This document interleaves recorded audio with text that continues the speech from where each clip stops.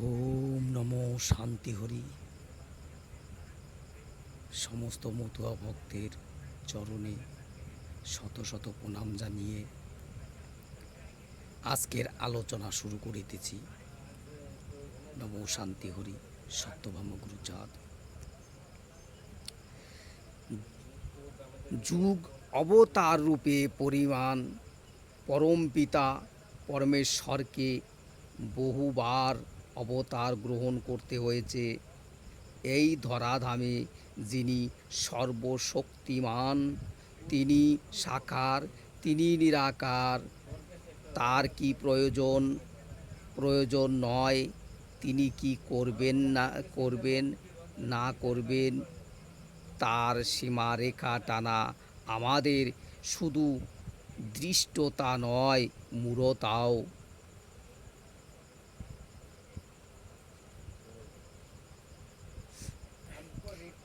এক ও দ্বিতীয় তিনি যদি নিরাকারই, তবে এ শাখার বিশ্ব কোন দ্বিতীয় শাখারের সৃষ্টি? অসম্ভব কথাটি আমাদের অজ্ঞদের সৃষ্টি। তার সৃষ্টিতে সকলই সম্ভব।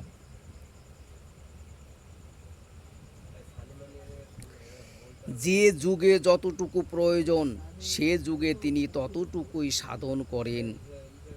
রাম অবতারে মদদীপ্ত ধর্মদ্রোহী পাপিষ্ট রাক্ষস বংশ ধ্বংস করে আদর্শ নৃপরূপে তিনি রামরাজ্য স্থাপন করে গেছেন। যে যুগে তার আর প্রয়োজন ছিল না।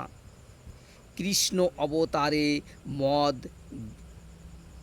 মদ গৌবিত ধর্মদ্রোহী স্বৈরাচারী পাপিষ্ট কংস, জরাসন্ধ, শিশুপাল প্রভৃতি অসুরদের কুরুক্ষেত্রে মহাসমরে দুর্যোধন আদি কুরু বংশগণদের এমনকি আপন যদুকুল পর্যন্ত নির্মূল করে তিনি জগতে ধর্মরাজ্য পুনঃ প্রতিষ্ঠিত করে গীতা ধর্মে আবার সনাতন মানব ধর্মের অমৃতবাণী অভয়বাণী শুনিয়া গেছেন। ওই পর্যন্তই তার প্রয়োজন ছিল ওই যুগে। তারপর ধীরে ধীরে অবিহিত হলো শত শত বৎসর। এই সুদীর্ঘ কালের মধ্যে পরিবর্তনশীল জগতের অনেক পরিবর্তন ঘটল। সনাতন বর্ণ ধর্ম জাত ধর্ম বংশ ধর্মে পরিণত হলো। মুষ্টিমেয় জাত শ্রেষ্ঠের হাতে রাষ্ট্র ব্যবস্থা, ধর্ম ব্যবস্থা, সমাজ ব্যবস্থা বিপর্যস্ত হয়। ব্রাহ্মণ্য ধর্ম ব্রাহ্মণের ধর্মের পরিণতি হলো। জাত শ্রেষ্ঠ ব্রাহ্মণগণের চিরশ্রেষ্ঠ চিরপ্রভুর রক্ষার জন্য সমাজকে ভেঙ্গে অখণ্ড দ্বিখণ্ড করে পরস্পরের মধ্যে উৎকৃষ্ট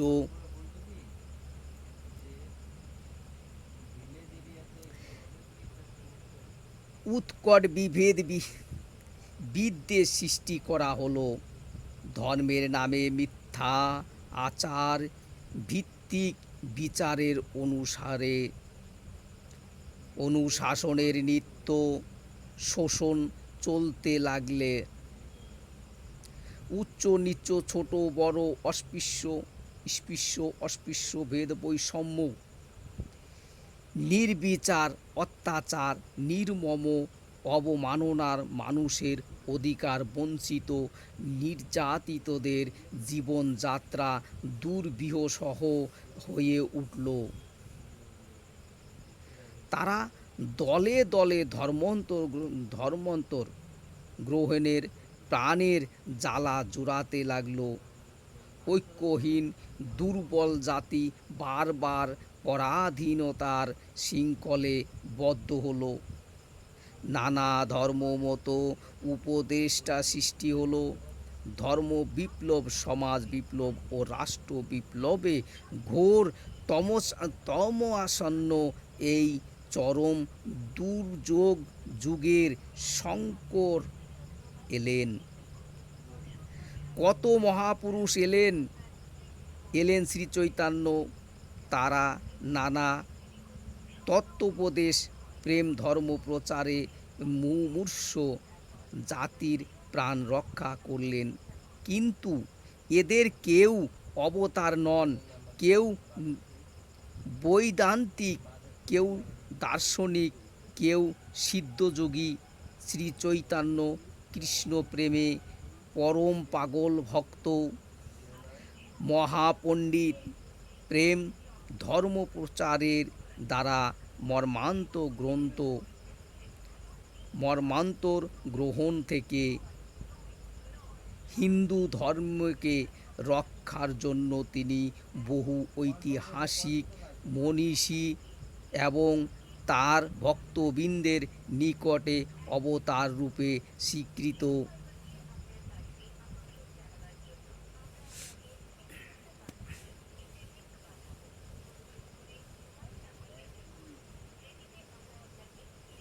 তার প্রেম ধর্ম হিন্দু জাতি আপাতত রক্ষা করল বটে, কিন্তু পতিত জাতির আরও অধঃপতন ঘটালো।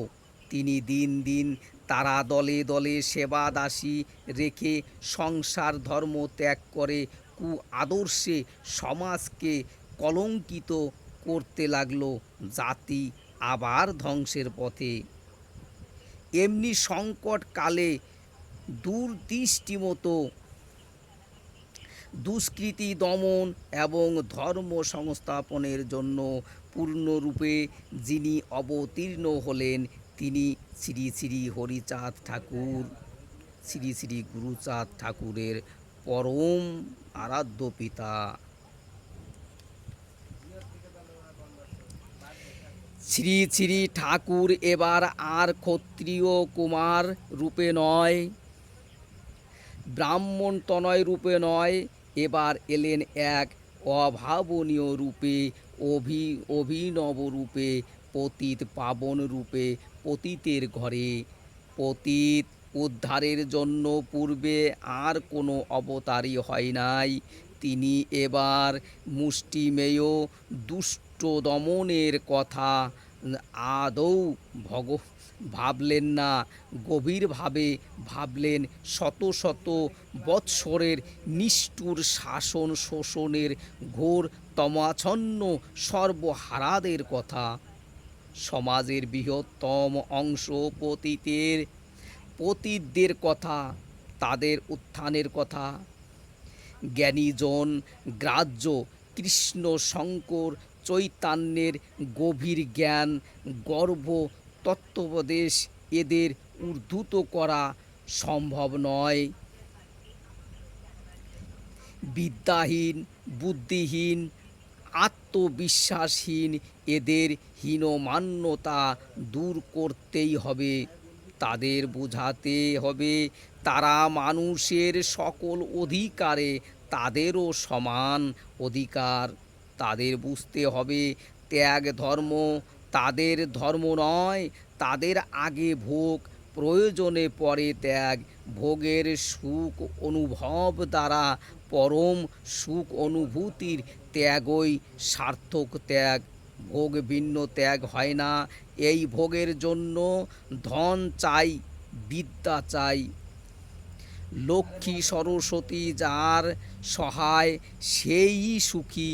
এই লক্ষ্মী সরস্বতী সাধনায় তমগুণাচ্ছ দুর্বল পতিতদের হীনমন্যতা দূর করে আত্মচেতনায় উদ্বুদ্ধ করতে পারলে তবেই তারা তেজবীর্য বলে রজগুণাতীত হয়ে সত্ত্বগুণে অধিকারী হবে। তাই পতিতের শারীরিক ও মানসিক সর্বাঙ্গীন বিকাশ ও পরিণতি, সামঞ্জস্য ও চরিতার্থতা বিধানের জন্য সৎশিক্ষার ব্যাপক প্রচার ও প্রসার এবং তার দ্বারা রাজনীতিতে যোগ্যতা অর্জনের উপায় তিনি বিশেষভাবে চিন্তা করেছেন। তিনি বলেছেন যে তিনি নীতি দলীয় নীতি নয়, সকল নীতি শ্রেষ্ঠ নীতি, সেই নীতি রাজনীতি। রাজনীতি এমন নীতি যে নীতি অভাবে ধর্ম অর্থ কাম মোক্ষ চতুর্বর্গের ফল লাভ সম্ভব নয়।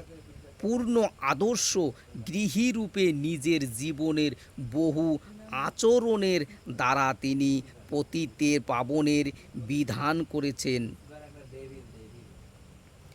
প্রভুর অর্থ সাপেক্ষ নানা সরম্ব সর্বস্ব তথাকথিত নিছক পূজা পাবনাদি বর্জনের তিনি সর্বসাধারণের গ্রহণযোগ্য, অতি সহজ, অতি সরল, অতি উদার, যুগোপযোগী সামর্থ্য ধর্মমত প্রবর্তনের দ্বারা ধর্ম সংস্থাপনের দৃঢ় ভিত্তি প্রতিষ্ঠিত করছেন। শ্রী শ্রী ঠাকুরের এই ভাব আদর্শবাণী বিগ্রহ শ্রী শ্রী গুরুচাঁদ এই ভাব, এই আদর্শ, এই বাণী অক্ষরে অক্ষরে বাস্তবায়িত করেছেন। ডক্টর মিড সাহেবের সহায়তায় তিনি সিদাম ওরাকান্দিতে উচ্চ ইংরাজি বিদ্যালয় স্থাপন করেছেন। পতিতের চণ্ডাল আখ্যা দূর করেছেন। শিক্ষা দীক্ষায় পুরুষের ন্যায় নারী জাতির যোগ্য আসন দিয়েছেন। সৎভাবে যে কোনো প্রকারের অর্থ উপার্জনের উপদেশ দিয়েছেন। আদর্শ গৃহীরূপে স্বয়ং অর্থ উপার্জনের ব্যবস্থা করেছেন। প্রচুর অর্থ ব্যয় পুত্রদের বিশ্ববিদ্যালয়ে শিক্ষা শেষে রাজনীতি উচ্চ জ্ঞান লাভের জন্য ব্যারিস্টারি পড়ার নিমিত্ত বিলাত পাঠিয়েছেন।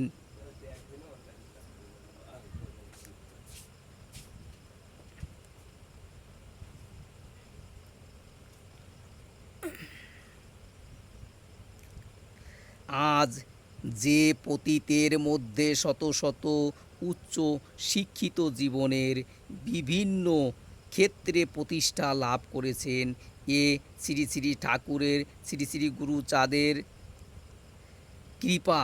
শ্রী শ্রী ঠাকুর, শ্রী শ্রী গুরুচাঁদ পতিত জাতির পিতা পরিত্রাণ। শ্রী শ্রী গুরুচাঁদ চরিত শ্রী শ্রী ঠাকুরের ভাবাদর্শবাণী সেই বাস্তবায়ন যা মুমুক্ষ মোক্ষ সেতু সংশয়ী জ্ঞানকঞ্জন দুর্বলের বল ধারণের মহামন্ত্র, সমাজ তত্ত্বে ধর্ম তত্ত্বের সার কথা, শেষ কথা। ওম নমো শান্তি হরি, ওম নমো শান্তি হরি। সমস্ত দেশবাসীর আনন্দময় হোক, সুখময় হোক। নমো শান্তি হরি। সত্যভামা গুরুচাঁদ।